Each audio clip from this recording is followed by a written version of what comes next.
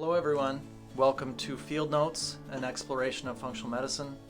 I'm Rob Downey, a family practice MD and Institute for Functional Medicine Certified Practitioner. I'm coming to you from Seaworthy Functional Medicine in Homer, Alaska. Seaworthy exists to help people overcome their health challenges and be fully vital. We are fortunate to have with us today Dr. Dan Kalish from the Kalish Institute. Welcome, Dan. Yeah, thanks for having me. I'm really excited.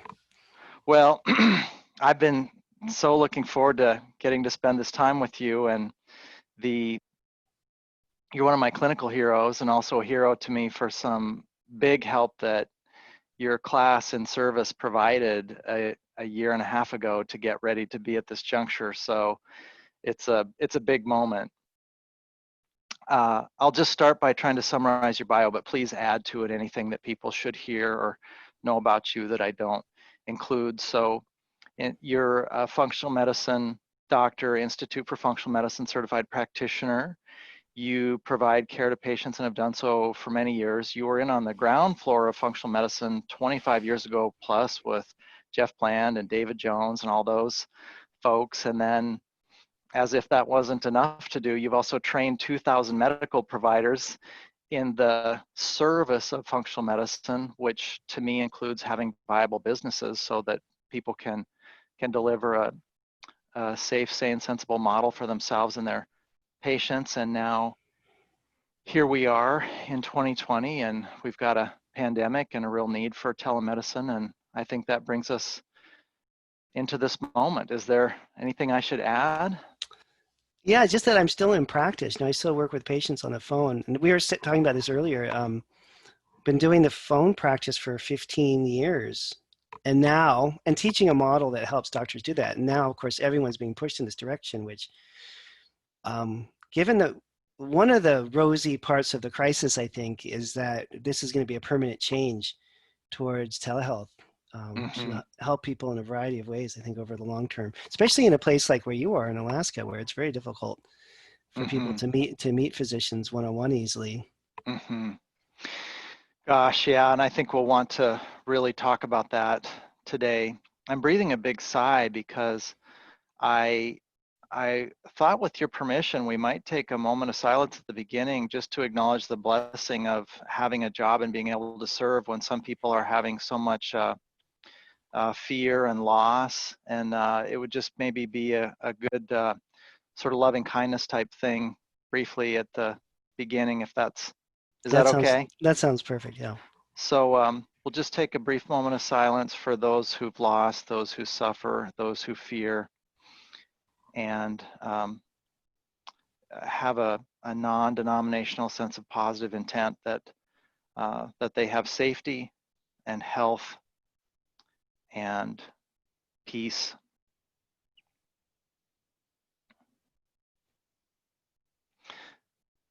Thanks so much, Dan. I really appreciate that. Yeah. So yeah, here I am now, and I think my audience and the listeners should know that I took your business class in functional medicine last year, but I find myself, when I talk about it, I describe it as a service class. And I think that you were the business coach I needed to explicate that the business of functional medicine and the service of functional medicine are the same, essentially. Maybe they're multifaceted, but yeah.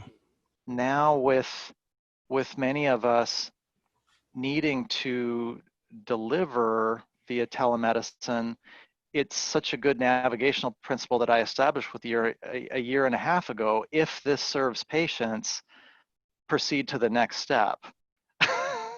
That's kind of how it feels.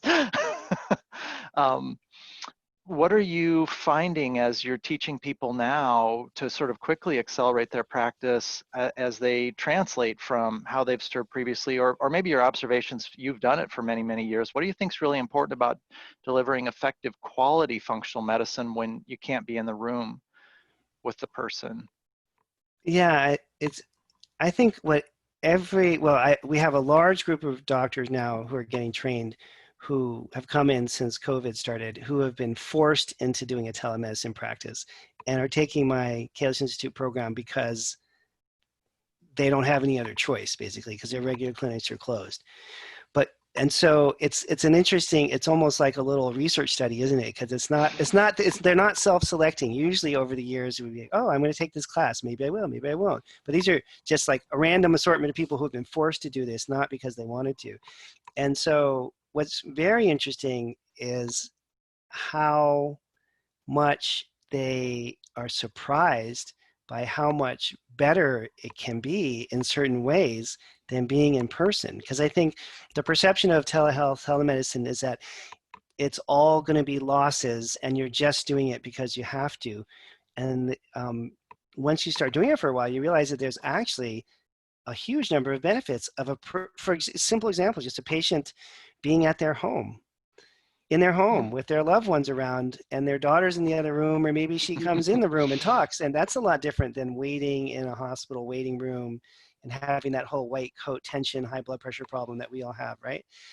Just that in and of itself. And then also you seeing what the person's like in their native environment. Did their husband come into the consult and is he a really friendly, supportive and loving person or not, you know? So I think you get a glimpse into the person in a different way, and it changes your interaction because they're just more disarmed and more relaxed and more able to be themselves because they're not in a foreign environment where they're on edge. So that's just one simple example of maybe 100 different things. I like what you're saying, and I'm experiencing that in my practice. So we talked a year and a half ago about my service area being about 16,000 people in their home or sort of local area, but Alaska is 740,000 people. And given that the span of Alaska is the span of the lower 48, for me to deliver service within my sort of medical license zone, which is Alaska, I needed to be doing more telemedicine, and that concept then blossomed and evolved into a system that we built where we have people be really clear who their primary care doctor is. We elected to have them actually cleared by a primary care doctor and declare who that is and do that every 2 years. And then they've kind of set the stage the first day we meet on telemedicine, wherever they are, sort of outside of my service area, because they know where we're heading with the case and that I'm their telemedicine consultant in functional medicine. And I find then it's and it's a neat feeling, as you say, to meet somebody in their home environment. They're more at ease. And also it brings up this issue I think part of functional medicine is about being flexible and resilient. And so sometimes with young patients, the camera's wobbling or the cat's hopping on their head or they're walking around the house, or, you know, I'm looking down at the top of their head or up their nose, or it's very organic. But I'm finding that as long as I really attend to them over the telemedicine link the same way I would in person, that I'm focused on them, what they're doing and saying, not distracted by the keyboard, the connection's very good. It feels very strong and very therapeutic. It feels very safe. So it's sure good news that it works very well. Yeah, and in my experience, and I think it's true for all the doctors I work with, there is not a loss of intimacy or connection just because you're not in the same room. You know, surprising that doesn't happen, you know. No, and it's good. It is good news. Some of it I think comes from some of those things that David Jones has espoused for a long time, that it's really important that we put ourselves into an attentive and harmonized state to get ready to attune to the person we're working with. I think it would be more challenging if that skill set wasn't in place strongly for the practitioner coming out of the gate. It might be a little tougher. The technology then might Right. amplify that. Right. So, yeah. Well, you know, our listeners may then be kind of thinking about, well, from the patient perspective, what are you and the folks you've trained here over the years about patient satisfaction? Mixed bag, pretty high satisfaction rate? Yeah, every year we have probably 2 or 3 patients who just don't want to work on the phone, and they'll just end up asking for a referral to a local doctor. So that's like maybe 2 or 3% of the people that we work with Mm-hmm. just don't like it. Something that they just want that in-person experience. Mm-hmm. Um, Everyone else, I think, they like a bunch of things about it. They like the convenience of, depending on what state you're in, it may be parking, traffic, driving hassles that are pretty dramatic for people that are avoided. It's the ability to do the appointment and not completely ruin their whole day. I have so many times during my phone consults, the person will be, oh, can you just give me a minute? I got to go into the break room, or I got to, get into this, close my office door. So, and I know when I go see a doctor in person, I have to miss a half a day at work by the time I get in the car, drive there, park, wait, see the person, come back. Mm-hmm. So it's it's not only convenience, it's just like you might put things off when they take a half a day, and when you can sneak a half an hour consult into the end of your lunch hour, it's just much easier in some ways to keep people compliant, staying on programs, keep them staying in touch with you, because of the Mm-hmm. ease of the process. um, and then I also think, and this reminds me of, like, I don't know, maybe eighth or ninth grade when I had my first girlfriend, and we would talk for hours on the phone, at night during school nights because we couldn't see each other, whatever, in different parts of town, probably like a mile apart, but it seemed like forever. And there is something about being on the phone which is a little disarm, which is just like a little, it's more connected in some ways that are hard to describe, Mm-hmm. that are intangible than being in Mm-hmm. person. People are less self-conscious. There's less analysis of your office. Is the room clean? What kind of a jacket is he or she wearing? It kind of Mm-hmm. smells funny in here. Forget about the whole COVID issue where people are paranoid about getting sick. Just that they're analyzing you in so many different ways that are unnecessary. Where am I going to put my purse down? Where do I have my jacket? All these kind of things. And the phone consultation, you just immediately, within a few seconds, honestly, directly into the consult. And I also used to tell people, I don't say this anymore, but I used to tell my patients when I was trying to convince them to do the phone, that I actually analyze this. It takes 2, 3, 4 minutes for someone to walk into a treatment room, put their purse and bag down, figure out where to sit, for you to greet them, and for this whole thing to start. And then at the end, if you're doing polite social interaction, you can't just get up and leave. You have to wind things Mm-hmm. down. And so Mm-hmm. there's at least 4 to 5 minutes of every consult that are wasted in social interaction when you're in person. And somehow when Mm-hmm. we're doing telemedicine, and it's like, oh, hi, how you doing? Let's look at your lab. And that's Mm-hmm. not rude or weird to do that. Mm-hmm. Um, and the person's already prepared. They've already settled in place. They got their pen out. They got their lab test out. And so it's also just more, in a way, I guess, economical, because it just costs the patient less. You're not spending as many hours with people as you would Mm-hmm. otherwise. Mm-hmm. Thanks for all of those insights. One of the things that I flashed on while you were sharing them was that one of the people that I take care of mentioned recently that their plan unraveled a little over time, and so one of the things that I learned from you last year was the eighth or ninth step in these 9-step processes of providing excellent service is then proactively and preemptively sort of anticipating when the person's going to need some support at the 6 to 12 month mark in their maintenance plan.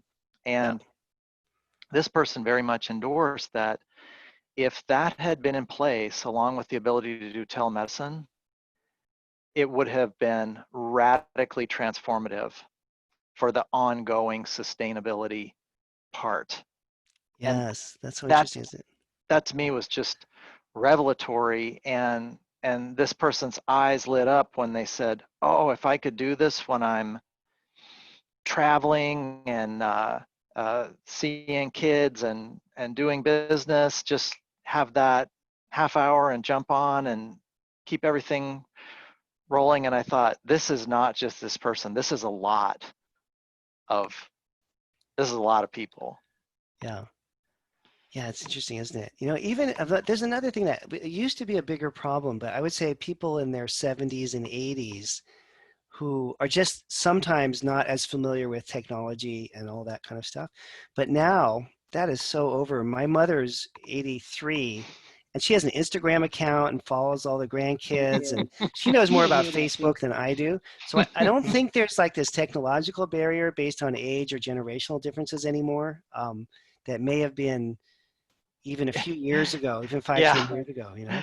Yeah, I think the technology getting simpler and being more pervasive just means that it really is right at people's fingertips.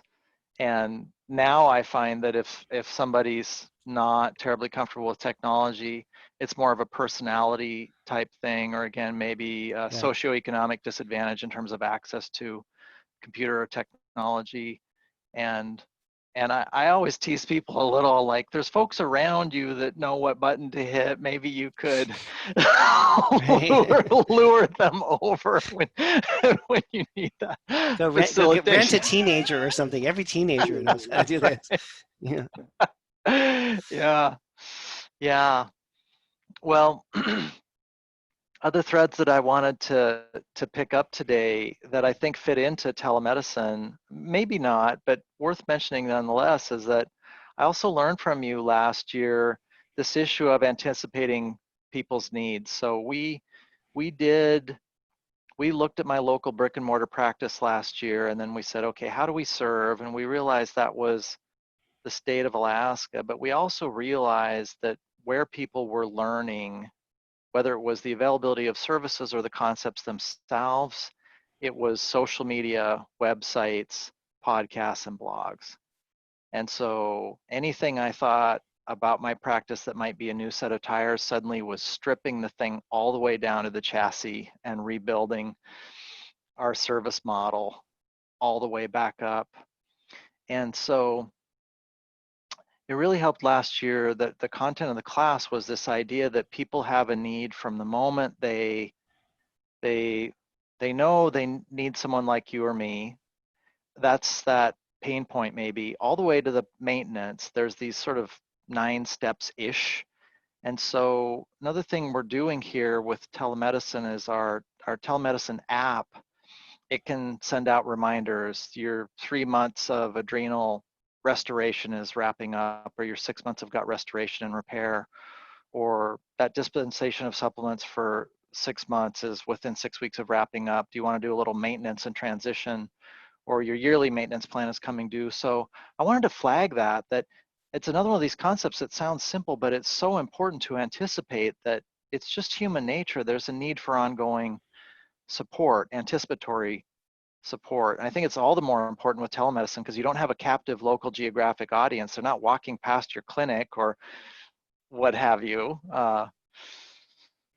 Yeah, no, that's very true. And I think, well, some of the earlier models of functional medicine is people were going into clinics for services on a regular basis, especially if the practitioner was an acupuncturist or a chiropractor or an osteopath, and they're going for these, other treatments, and then they see the supplements there that they need to get.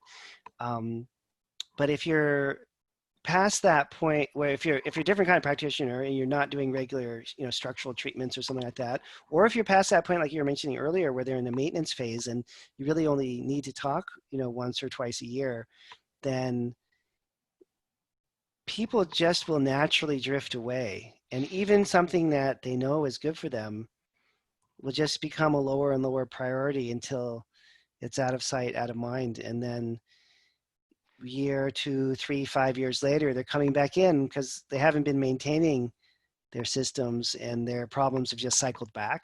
So I think that maintenance, just like with a car, we just don't wait till cars break down. We change the oil and put air in the tires and things. That maintenance, when people are ready for that phase, is really the most important service to keep people well. It was a big aha moment for me.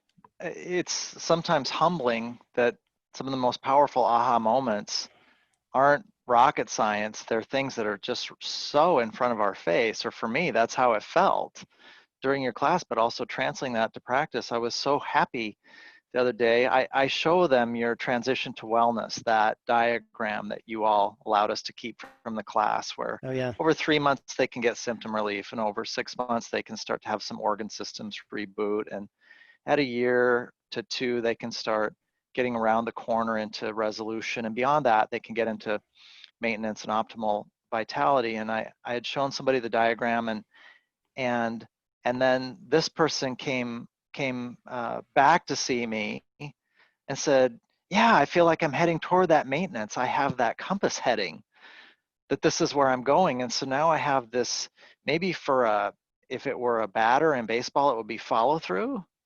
It's Right. like Right. that person was projecting through the current signs and symptoms and asking questions. Is this sustainable? Is it affordable? Can I remember my supplements? Can I keep eating whole food? Will my spouse support what we're eating for dinner, even when we're busy? And I gave her a gold star. I said, that's so great that you reminded me about this transition to sustainability, because after working so hard, isn't that great to think about it doesn't take as much work to stay well as it did to fight to get well? Yeah. And I also realized it was a missing part of my practice, not for lack of prompting folks to follow up, but not doing it frequently enough. Hey, we've got that maintenance plan for you. I know some people will still not elect to follow up on it, but I want to ethically offer it to them. It's a year.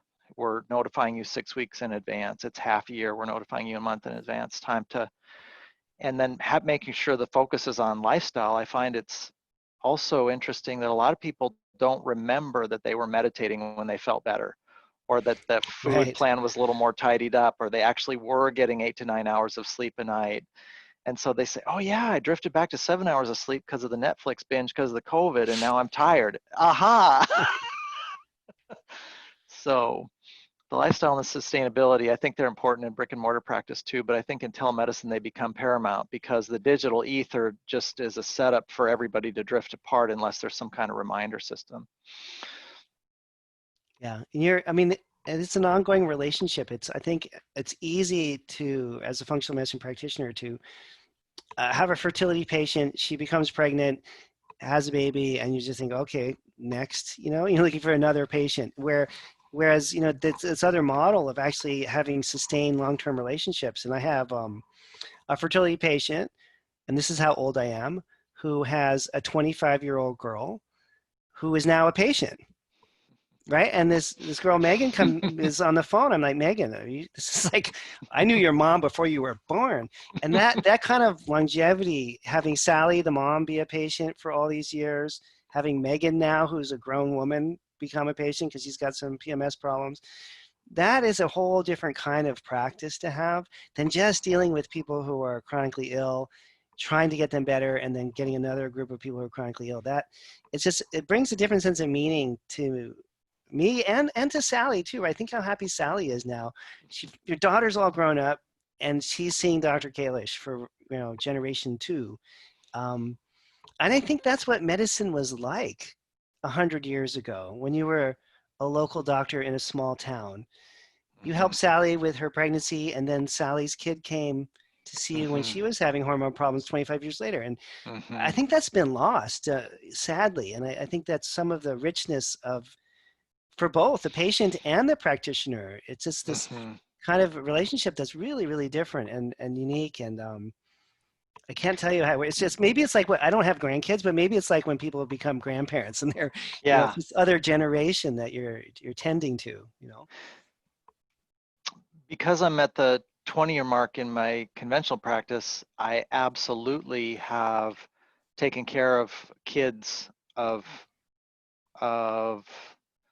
patients I've taken care of, or noticed that trend, taking care of a dear friend or a spouse, etc. And it does indeed seem to me that it mirrors something that medical providers got to participate in years ago. I even have some guesses that it may mirror the experience of healers in human communities over thousands and thousands of years. Yes, This exactly. relational, oh, here I am in my grass hut, and during the parts of the year that you walk, you seem really all lit up, and when the rains pin you down, you're droopy. It's the healer's job to kind of flag that, like, maybe Yeah. some walking in the rain.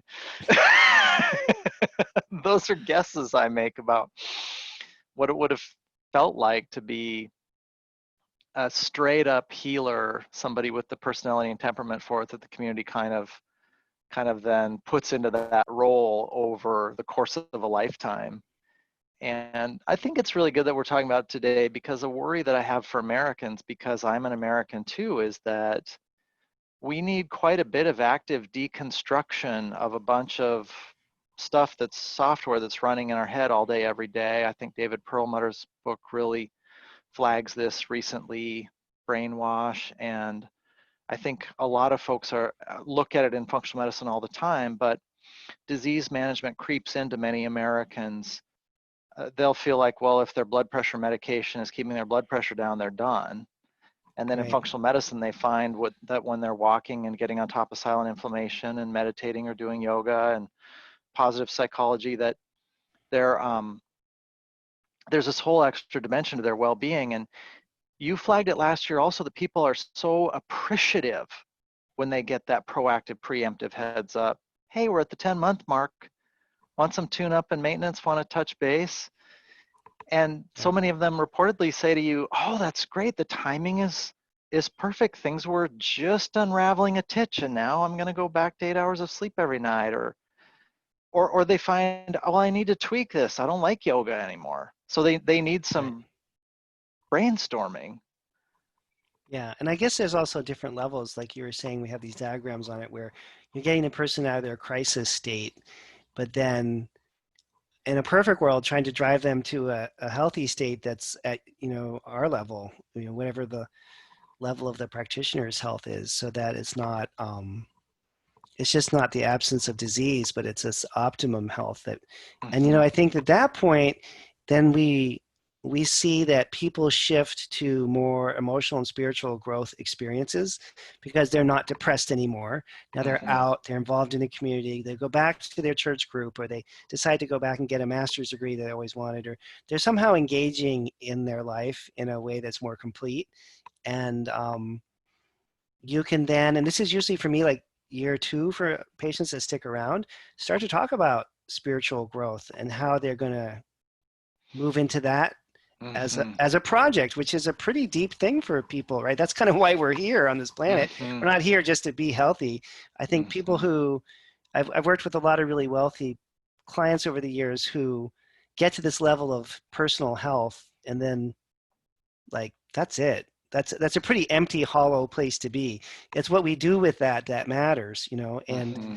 people really appreciate guidance with that as well. So it's Mm-hmm. not, I'm not even really talking about being a spiritual counselor, but I'm talking about pointing out that aspect of our lives that's important and engaging with people so that they pursue those things as Mm-hmm. well. Mm-hmm. Um, that seems so important. And in terms of continuity of care, if we're not staying in touch and reminding people to come back, then they're going to miss out on a lot of the richness of this work, Mm-hmm. which is that phase. I like what you're saying so much, because again, I've witnessed it. I've witnessed it in my own life, and it flags a related principle to me, or my way of thinking, which is that the project morphs as we proceed through it, whether it's our own healing journey or the Right. people that we shepherd and guide on their healing journey. The initial intimidation of being pinned down by fatigue or joint pain or abdominal pain or low mood, when that's resolved, if folks can anticipate that the next dilemma or riddle is going to be, why am I here? Yeah, exactly. And answering that has profound implications for sustainable well-being and immune function and gut barrier integrity and the ability to sleep and brain health. These are very salient to concrete scientific principles, but they're also, I love it about functional medicine that we get to do this and work rather than this or work. Right. And so when we talk with people about meaning, it's so important. It also really helped that you had me read The Soul of Money by the woman who I believe directs the Oh World yeah. Hunger I like Project. that book a lot. Yeah. And so her primary theme that I took away was that you can have 25 bucks in your bank account or $20 million and feel impoverished. And you can have 25 bucks in your bank account or $20 million and feel abundant. And her premise is that the abundance comes from within. It's not actually the 25 or the $20 million. It's a state of being. And that to me ties into this thing that you identified, which is that identifying who we are and what we want, it becomes a big part of our health once the symptoms settle down. And I see folks drop out. If they're only there for symptom relief, they quickly disappear, which is okay. I want to offer them maintenance, but I'm glad we're preemptively saying the next thing coming is, why do you want it? Yeah. And I think that's one of the biggest human fears is fear of becoming our potential best self. Like, why do people not pursue that? Well, because it's really scary to think that. I think that big immortal self, that big sort of big energy self, is intimidating, and so we're often settling for a slightly lower level, less Mm-hmm. charismatic version of ourselves, just because it's Mm-hmm. comfortable. And there's a lot of potential risk with breaking out of that to this other level. Um, yeah. Yeah. Yeah. So when you see folks that are running into some fear, if I'm hearing you accurately, then I can think of some things that I do. But would you share with us, Dr. Kalish, how do you help people be more comfortable with that juncture? Well, I try to. So I'm a Buddhist Catholic Jew by birth, right? My dad was Eastern European Jew. My mom is Japanese and Portuguese. So I'm like religion, whatever kind of person. I don't have a strict version of it, but I have a lot of patients. As a matter of fact, today, just before our call, a woman and her husband are very devout Christians, and they do missionary work overseas and all that kind of stuff. So whatever religion they may be, I have a woman in Dubai who's a Hindu, it doesn't really matter. But what I try to do initially is find out if they have a strong religious background or belief that they could or want to return to. And that's probably half the people that I work with. And so try to reconnect them in some way with whatever they're missing from that regard. And then there's another half who probably don't, who are like, I used to be Catholic, but I don't really believe in it anymore. And I haven't been to church since I was, 10 years old. And people that maybe need a new spiritual direction, I try to coach them in some way to find a niche for them that's going to work, that's going to allow them to find a community that they can be comfortable with, and to pursue that kind of work. And I don't do that work with patients myself at all, but I feel like I can be it's like the guys at the airport that direct the planes. I don't know what they call them. The ones that are out on the tarmac and you always see them like doing this, like kind of like that guy. Okay, over there, Zen meditation. A lot of times I recommend mindfulness-based stress reduction, John Kabat-Zinn, Mm-hmm. because that's easily available. It's kind of Mm-hmm. non-denominational. Any religion, you can go there. Mm-hmm. That's one of my favorites, and people really like it as a starting thing. And Mm-hmm. some people want to be more physical. We can get them into a yoga class that has breathing, whatever it may be, Mm-hmm. that's going to open up that connection. But I do feel like that's the ultimate, one of the ultimate goals of the job is to get people to that point where they're pursuing that kind of work. Mm-hmm. I would add to that one of the keynote speakers at the Institute for Functional Medicine annual international conference this year, who closed and who just finished doing an MD, we should be able to get her name for the show notes, but she flagged it, that her sort of advice to everybody attending the conference this year, she said, if you're not talking to people about why they want to be well, you're missing some really important information you need as their medical provider, and you're missing some really important information they need Right. so that it turns into a compass heading. And she said by now she does it first visit.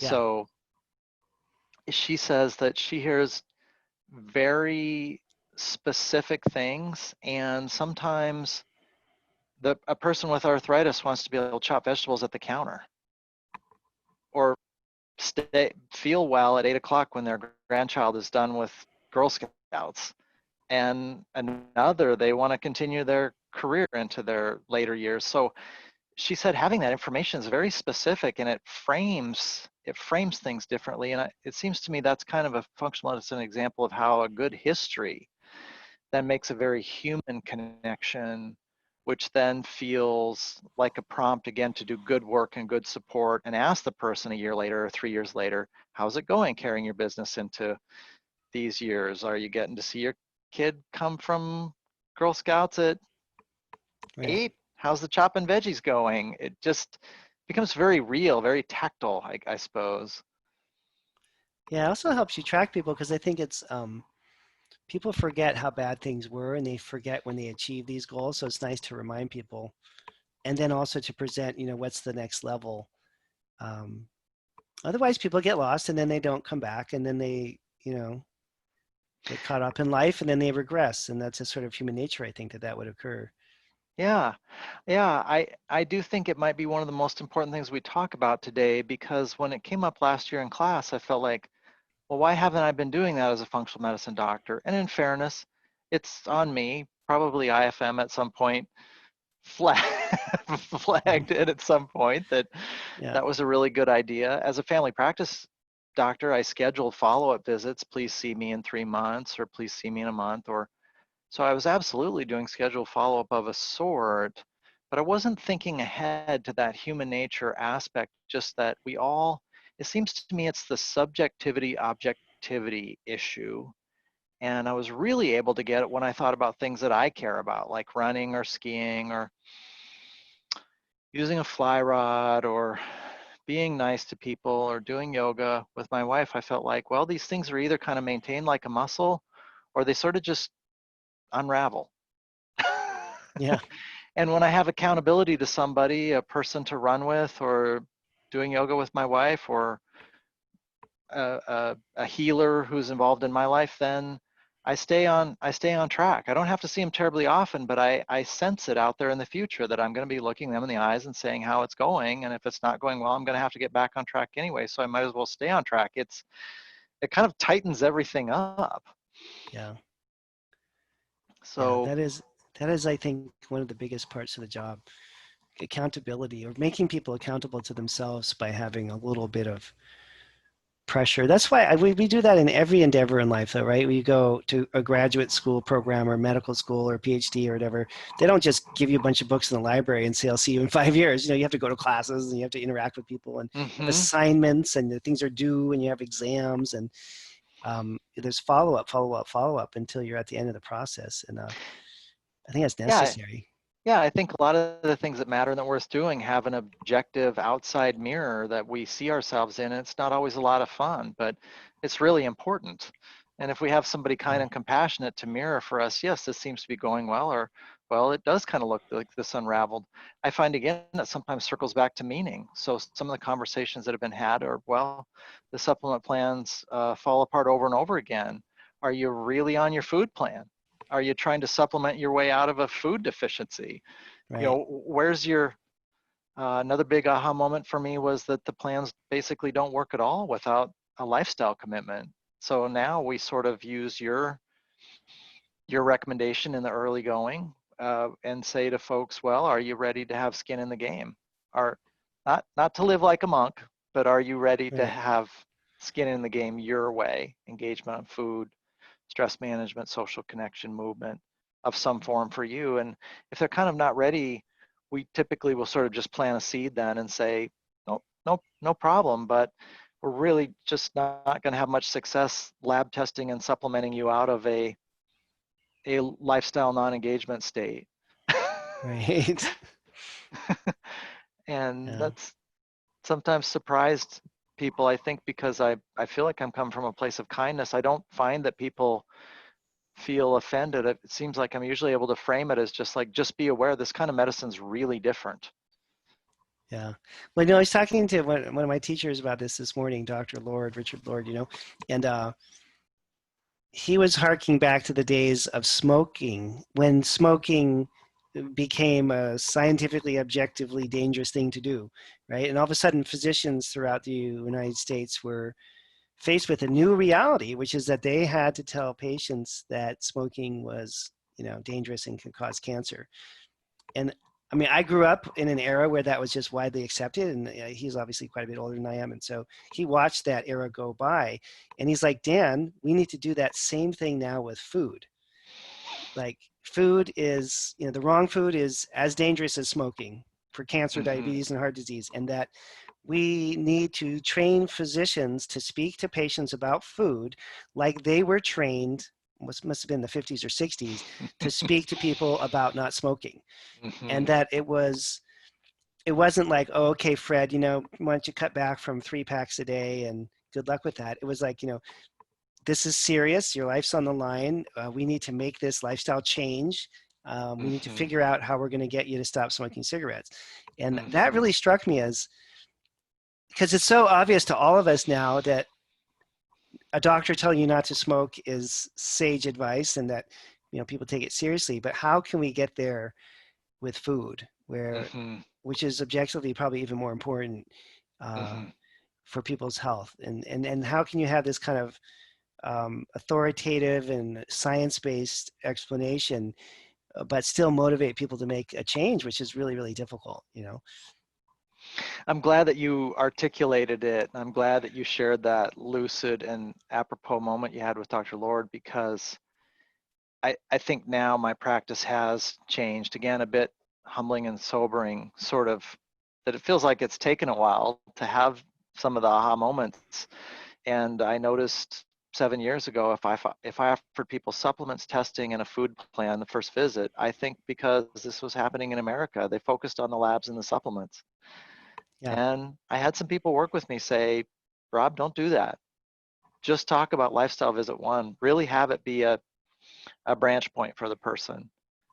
wow, Just be very honest. Like, again, doesn't have to be a perfect food plan. It can just be a switch to chia pudding. It can just be a little tiny snowball at the yeah, top of the hill.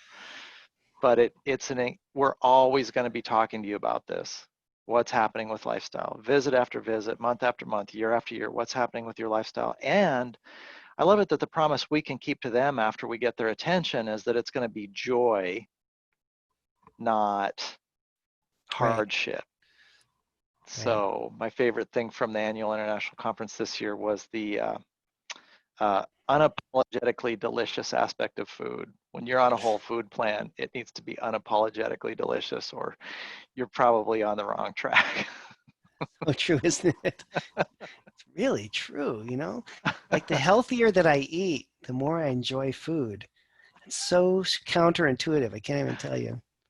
I wonder again if that's an Americanism. I don't know that we'd run into that if we were in south of France or Italy or all kinds of wonderful places in the world that have incredible whole food cuisine, Thailand, etc. I mean, I think many cultures have a very intact whole food tradition that maybe again 100 years ago we'd Yeah, and a experienced little here. bit of skepticism around like Captain Crunch for breakfast, right? We're like, oh, Captain, that's how I grew up. I was like, what were people even thinking? It's not even really food. Giving that to kids every day. Yeah, It's so these weird. these food-like substances. Yeah, Well, I've thought because of your background in Buddhism, it does, and Buddhist principles have been so helpful to me when I've had people sort of assume that I take impeccable care of myself. I tell them it's been a long journey, and I remind them that your class last year upped the ante again.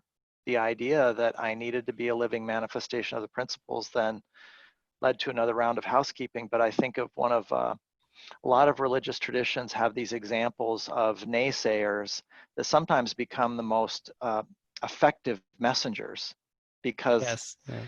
they have a big reversal in that. One of my favorite stories from Buddhism is this thief that Gautama Buddha encounters on the road, and then the thief's a murderer and he's chasing Buddha through the forest. But there's this sort of then reality shift where uh, the thief can't catch Buddha to kill him, and thief cries out in frustration, why are you running? And Buddha says, I'm still. You're the one that's running.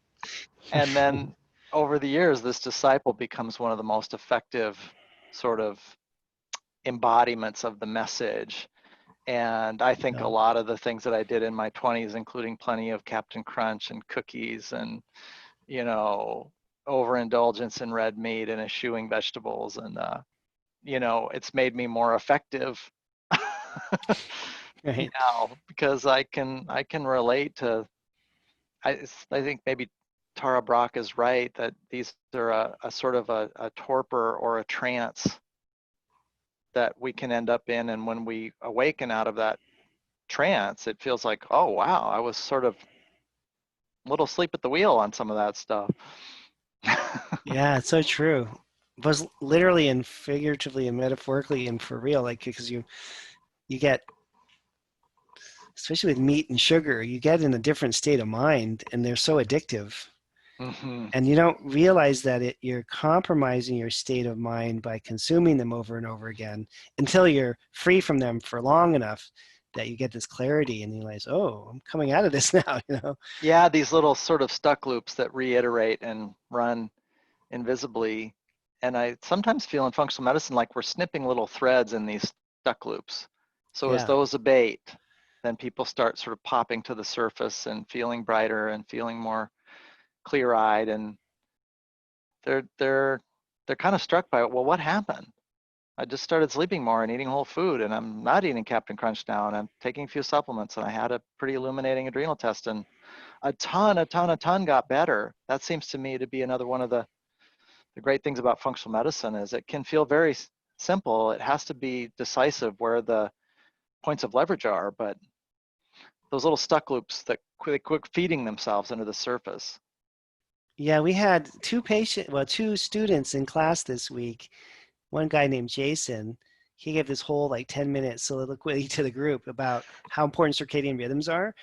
And of course, this is something I've been talking about forever, but he somehow just got the memo, right? And so he's like, I can't believe how well this works. I corrected this guy this guy's a lifelong insomnia problem. And all I did was get him for 2 to 3 minutes in the morning at 9 a.m. out in the sunlight, and at night at 5 to 6 p.m. for 2 to 3 minutes outside in the light, rain or shine, clouds, doesn't matter, getting the exposure to UV light. And it's like, and it completely fixes insomnia. He's so excited. How much does that cost? It's like free, right? There's not even a cost to that.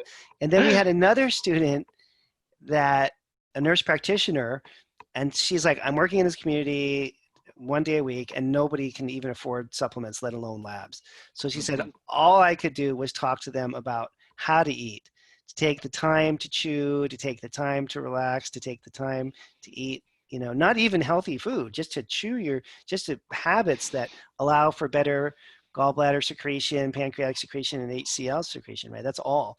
And what miracles she's having, and people aren't even changing their diets, they're just changing how they eat and making sure that they can, produce the normal secretions that we need to break our food down, and how she's getting miracle cures from that. And so it's these things that they don't even cost anything. And they seem like they wouldn't, I think when you're a practitioner, they seem like they really wouldn't do that much. Or, it seems like, well, how could being outside under UV light for 2 or 3 minutes twice a day correct insomnia? But once you understand the mechanisms and the science behind it, kind of makes sense. But then once you do it for a while, you realize the power of these things. And I think there's just so much skepticism on both sides, patients and doctor side, that it's sort of a block almost against initiating these kind of ideas as a program. It seems like we're not giving them enough advice, or like they're paying for our time. We should do something a little more profound than tell people to get outside, Yeah, for me, that was the tipping point when my staff said, if you don't have a really honest conversation about lifestyle visit 1, they're going to end up off track. Yeah. And so then I followed through. I just felt ethically that was an imperative. And at the same time, I felt like, gosh, I'm not telling them about the labs. I'm not telling them about the supplements. Right. Again, a bit of this American doctor mentality. I'm not telling them about the proceduralistic, mechanistic, high-powered stuff. And it was really good that the staff working with me at that time, they did the patients a great blessing and me a great blessing, because then person after person came back, oh my gosh, I feel so much better. I just feel great. I don't need that lab. I'm not even going to ask you about the supplement. I'm doing so great on the food plan or the sleep. And then I found it's not hard to stay humble in functional medicine either. I think both for patients and practitioners, because I had this sensibility like, oh, I'm kind of getting my act together. And then a week ago at the annual international conference, the circadian rhythm people said, if you're eating after 6 and you don't sleep terribly well, you're disrupting your circadian rhythm. Right. And I went, that was probably in the diagram Dan Kalish had last year on the adrenals. And again, the key to the aha moment is not only the right concept, but the teachable student at the teachable moment. And just in the week or two since the annual international conference, I'm sleeping better just by having my last bite at 6, which I'd been sort of playing with anyway. But gosh, a lot of power there in lifestyle, unlimited power. Yeah, it's surprising how well it's you never arrive there. I think it's a process, Mm-hmm. right? Mm-hmm. It's a Yeah. process. Like I didn't start going to bed on time until I was in my late 40s. Like what was that about? Yeah. Yeah. Now I'm happily asleep at 8:30 every night. I'm just Mm-hmm. poof, wake up at 3, everything's good, you know? And Mm-hmm. that took a long time to achieve. You know, it's Mm-hmm. shocking that you know, it seems so silly. It's like it's something that every 5-year-old child has to do. And we have to relearn this in adulthood. Like get to Right. bed by 9. And for most patients, if I tell most patients, yeah, you're gonna have to get to sleep before 9, they would just walk out the door, right? No one would think that that's even sane. So you also have to kind of sort of titrate people gradually towards these goals, Mm-hmm. because the truth of when we should go to bed, it's just too jarring for people, I think, to Yeah. handle in the very beginning. It's like, Yeah. Got to feather it in a little. yeah, so It made funny. me think of uh, having a podcast has been so fun because I get to meet my tribe. I ended up a Yeah. little isolated in Montana and Alaska over the years, so now I get to meet my tribe, which is very enriching and fulfilling for me. And a thought leader I got to interview a month or two ago, they just related, Misty Williams, she just said, I just love my bed and I love sleeping. And then it made me think of, I got to be in my first time in my life, I got to be a best man for a person at their wedding. Yeah. So I was my dear friend's best man, and this was in the last couple of years. So we're both in our early 50s, right? And so I say, well, okay, so your bachelor party is you and I. We can do anything. We can go, out in squirrel suits. We can go in a white shark tank. I mean, whatever. And he's like, I think a nice dinner will be fine. And so we have this really nice dinner in Bellevue, Washington, and then I say I think it's 8:30, and I go, okay, now we can do live music or a movie, and he goes, I'm really looking forward to going to bed. And just like the woman I interviewed, I said, right on. Let's go. Before 9, just like get before 9. Well, there's this feeling of like, well, there's going to be an hour of wind down time. And then if I do read for a half an hour and I get to Right. sleep at 10 versus midnight tomorrow, I'm still going to feel like $1,000,000 because we're on vacation where we went to do your bachelor party. And so I love That's it that funny. these things are a reframing and a joy and an abundance. So that's probably a good one to wrap on. Are there any, Yeah. we could interview you for 3 weeks and never run out of incredibly good stuff you have to share. Any key things about people being successful in telemedicine as a patient that I didn't mention you think might help them to hear, aside from not shaking the camera and having the cat bouncing off their head? That's a good question. What really makes for a successful, that's, you know, I think when I think about really successful patients, I think that, but it's a shared endeavor. It's the gazillion YouTube videos that I have and patient education stuff that I have, and then the fact that they actually listen to them as reinforcement. Because, I have a very high hourly rate, and it's not realistic to talk to me for hours at a time. No one can afford it. And so I've tried to put almost everything down onto these YouTube videos. And I think when I see super motivated, successful patients, they've listened to all of them. They're like, oh yeah, I'm really interested in my kynurenate level because I heard that video. I'm like, really? You even know what that means? That's great. They're like, yeah, my brain is inflamed. I'm like, yeah, it looks like your brain is inflamed. I think you need some B6. And that is a way to really kind of take up the interaction component between us and the patient, but it doesn't cost anything, right? And it's easily available. And once you put these YouTube videos in your archive for patients, then they're just sitting there. It doesn't even take that much work on the doctor's part.